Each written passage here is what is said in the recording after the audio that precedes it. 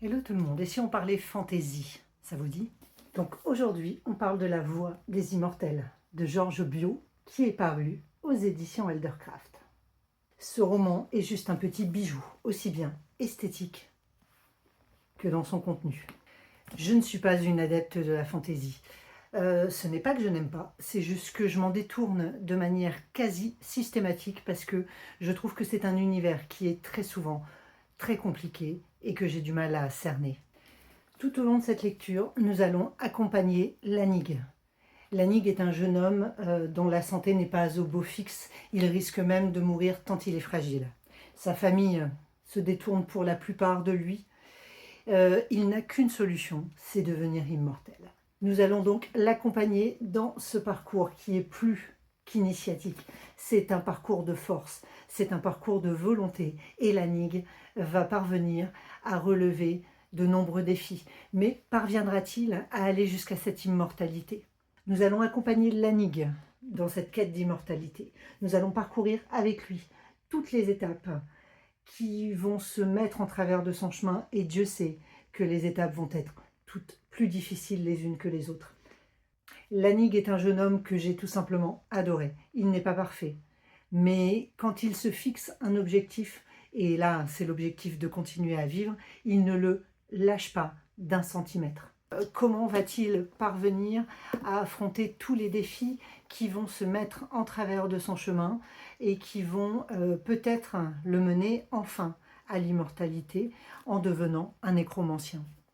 Alors, quand on n'a pas le physique, il faut avoir du mental, il faut avoir de l'ingéniosité, il faut avoir du cœur, il faut être ouvert à toute possibilité.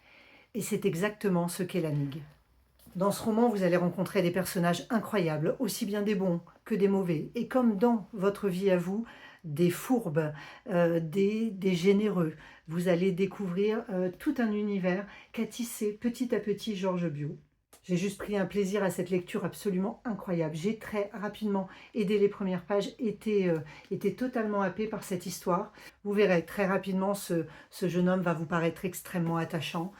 Vous allez l'aimer, vous allez le soutenir, vous allez le comprendre, même dans certaines de ses décisions qui, quelque part, pourraient être qualifiées d'injustes ou d'égoïstes.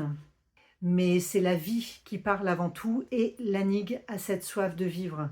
Il a cette envie de pouvoir continuer à découvrir ce que l'avenir lui réserve.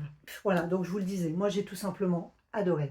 C'est un bijou. Alors, je pense que tous ceux qui sont fans de fantasy de la première heure se retrouveront dans ce livre, parce que c'est exactement ce qu'on cherche quand on ouvre, je pense, un roman fantasy. C'est-à-dire, on ne veut pas de choses compliquées, on veut un univers qui soit accessible et qui, en même temps, soit magique, soit différent de notre vie un petit peu terre à terre de tous les jours. J'espère vous avoir donné envie de le découvrir. Vous le voyez, hein, c'est un joli pavé, mais vraiment, vous ne verrez pas le temps passer. Les pages vont tourner à une vitesse folle, et quand vous allez devoir partir bosser, car oui, on doit tous partir bosser, ben vous n'aurez qu'une envie, c'est de vous retrouver dans le train ou de rentrer à la maison pour enfin pouvoir découvrir la suite des aventures de ce jeune homme. Voilà, n'hésitez pas à commenter et à me dire si je vous ai donné envie de le lire. À bientôt, bye.